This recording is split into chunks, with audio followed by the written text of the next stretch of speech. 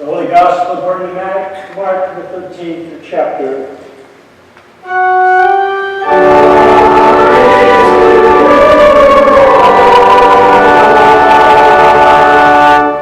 As Jesus came out of the temple, one of his disciples said to him, "Look, teacher, what large stones and what large buildings." And Jesus asked him, "Do you see these great buildings? Not one stone will be left here upon another. All will be thrown down." When he was sitting at the Mount of Olives opposite the temple, Peter, James, John, and Andrew asked him privately, "Tell me, when will this be, and what will be the sign that all these things are about to be accomplished?" And Jesus began to say to them, "Beware that no one leads you astray. Many will come in my name and say, 'I am he,' and they will lead many astray. When you hear of wars and rumors of wars, do not be alarmed.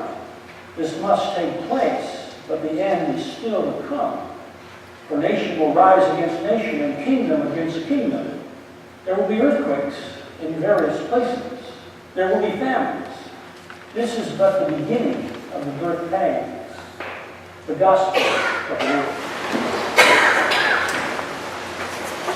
I think it's important to have children in worship services. I would like to do children's sermons every Sunday, and I would encourage you to bring your children. And then after before the first lesson, if you'd like to take them to the nursery, that's fine. But at least we make them feel there's a place for them. I think that's very important. Let us pray, Lord. O Lord, may the words of my mouth be acceptable in your sight, and may we be touched by your Holy Spirit, stirring us to understand your presence here and now and throughout the days and weeks to come. Amen. I want you all to know that everything that I talk about in the next 10 to 12 minutes relates to these words from Hebrews. And the words read, "Let us hold fast to the confession of our hope without wavering. Let us provoke one another to love and to good deeds." The lyrics read, "When the sinner is gone, let the song go on." It's a fine line between the darkness and the dawn. They say it is the darkest night. They say that in the darkest night, there's a light beyond. I love you, and that's all I know. I love you, and that's all I know. These lyrics come from a song by Art Garfunkel entitled "All I Know." We assume that this is a romantic song, an expression of feelings of a young man or a young woman in love, but it doesn't explicitly say that. It certainly is a song of compassion and hope. Let the song go on. There is a light beyond, a light that shines in the darkest night. So ask me, why did you come to worship this morning? What are you seeking? What do you hope to find here? What is it that might happen here? Are you here because of habits? There's nothing wrong with good habits. Good habits keep our teeth clean. Good habits form good character. Good habits and good rituals can build sound relationships and lasting communities. Good habits can reaffirm our commitments and our involvements. But is that all? Habit? Is that why you came? I know why you came. Your parents made you. You'd rather be playing basketball. You know something? I used to play basketball. Not that I could smoke you in the game, of course. You're probably saying, "No, you can't, no, you can't." Mark my words, we'll see. The next few moments, let's think about something beyond our game, of course. Let me share with you an illustration from my life. I share this for two reasons. First, I want you to know and think about your spiritual journey, your religious awakenings. And I mean awakenings. You have many. as I have been. Because I don't think there's one event or one moment that defines our spiritual journey. I think there are many moments. So I'm asking you to think about your moments through my experience. Secondly, I tell you about my experience because I want you to share yours or feel comfortable in sharing your spiritual journey over the next weeks and months as I am your interim pastor. You see, that's what binds us ultimately together, is our vision of the spiritual, our vision of that awakening that touches our lives. And rest assured, I'm going to ask you about your vision, about your awakening. Many of my formative years, in the 6th grade through college and beyond, have been in the context of Lutheran Bible camps. These were great places for a lonely soul that I was at that time. It was a place for me to find a community, a family, and a friend. It was also a great place for me to understand how the intimacy of God can touch lives. The camp was Mount Cross Lutheran Bible Camp in Felton, California. It was in the mountain ranges and the coastal ranges, the physical site being in a redwood forest nestled in about 100 acres of land.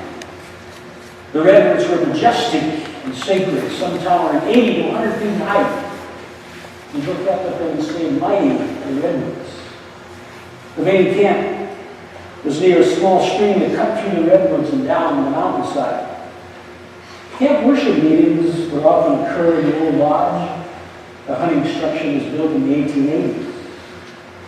To attend the worship service, you had to march up about 20 steps to a framed wooden structure. A wraparound porch served as a conversation area before and after worship services and meetings. The meeting room was surrounded on 3 sides by floor-to-ceiling paned windows that would open out onto the porch. A huge granite fireplace lined the front wall, and there was a distinctive smell of redwood and burnt charcoal and burnt wood that filled the air. I recall one very meaningful service in that lodge. It was a Friday evening, the last night of the week for 100 high school campers. It was also the last service for the counselors and staff because the summer had ended. Everyone would go home following the following morning. But the evening was a time for reflection. The pastor, he talked about gentleness, kindness, love, joy, peace, patience. The sermon I'd heard 10 times that summer, but it's still a good sermon and it's still moving. And then we sang that song that I shall never forget. The song hit me because of the symbolic meaning and all of the relationships that it held together for me. On the hill above the campground was a cross and an old orchard long since cared for. It was a hike of about 45 minutes to get up there, but we often took night hikes with the campers, and we had Bible studies up there, we had discussion groups, we had campfires. The camp counselors would often go there on Saturday nights between camp sessions. We would light a campfire, sing, talk, reflect on the week that was. It was an isolated place where one could rest a little, reflect, meditate, worship, silently with others. Often staff members would close with a song on meditations. Under the cross, under the apple trees. That evening in the old lodge, in that worship service, we sang that same song that we often sang on the hill. On the hill far away stood an old rugged cross, the emblem of suffering and shame. And I love that old cross where the dearest and best for a world of lost sinners was slain. So I'll cherish the old rugged cross. To my trophies at last I lay down. I will cling to the old rugged cross and exchange it someday for a crown. I was touched by the worship service. I was touched by that song. I was touched by how it brought my whole world together. my relationship to campers and staff, to friends that become lifelong friends, and especially to my relationship of how God interacts with those people. I will always remember that worship service in that lodge. And now, whenever I sing that hymn, it gives meaning, it gives meaning to my spiritual journey. You see, when I come here to this place of worship and I hear that hymn, I know why I'm here. There are countless other moments which rise for me, and I'm sure rise for you in the context of a worship service. We'd be dishonest if we said that we didn't know why we come to worship. Perhaps we can't articulate it, and we can't put our finger on the why at any given moment. But given time to reflect, we know why we're here. Often something will happen in the service. Something will be said. Something will touch you, touch us. Some song will be sung. Some prayer will be uttered. Some relationship will be affirmed. Or some event will occur, however small it might be, it will be significant to you. But it happens. It happens in this place. And then we know why we are here. We've been seeking that spiritual moment of awakening.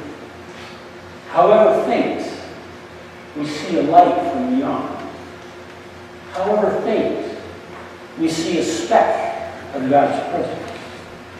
That's why we're here. It happens. It is here in worship that you and I are affirmed as children of God. It is here in worship that we know ultimately we are loved. It is here that God and God's community teaches us how to love others. It is here that we've met people with deep and lasting commitments to love all the peoples of the world. Red and yellow, black and white, they are precious in His sight. Jesus loves all the people of the world.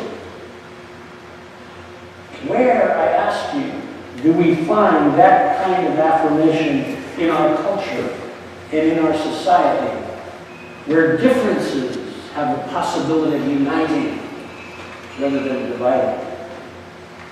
I said at a meeting Friday with my other job, and I heard a white man actually say, I would never vote for a neighbor.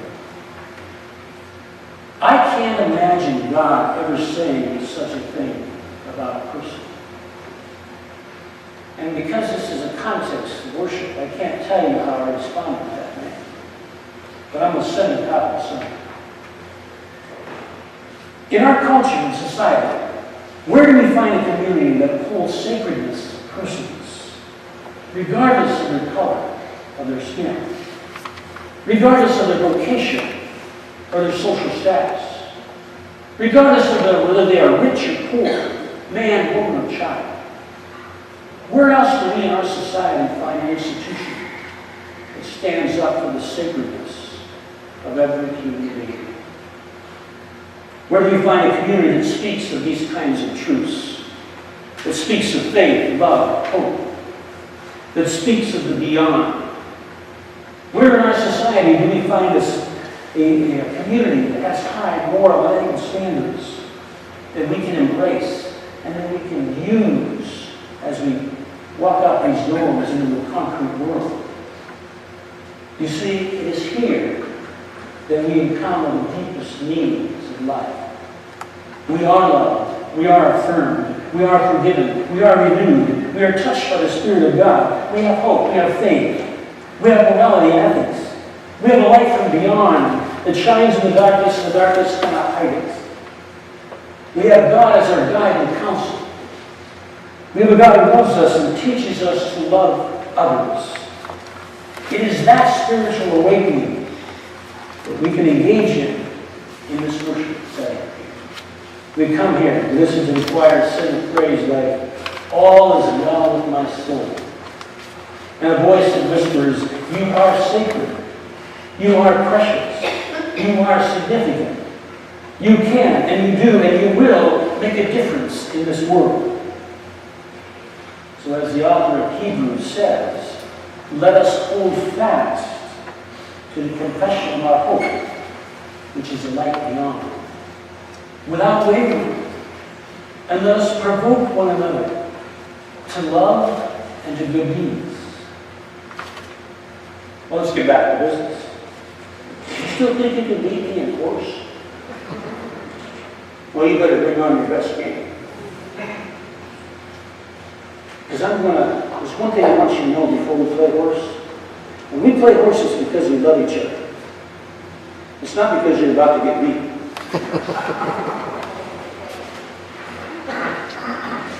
This kid's going to take me to the cleaners. My prayer for you this day is this. May God see you, and may you see God's light in this experience here. May you experience and see the light of God from beyond. May you awaken each day on the wings of angels. May God's compassion for all people abide in your hearts. May you engage the world with love, integrity, and justice. May God's voice whisper in your ear, you are loved. Go now and love others. Go with God, and may God go with you. Amen.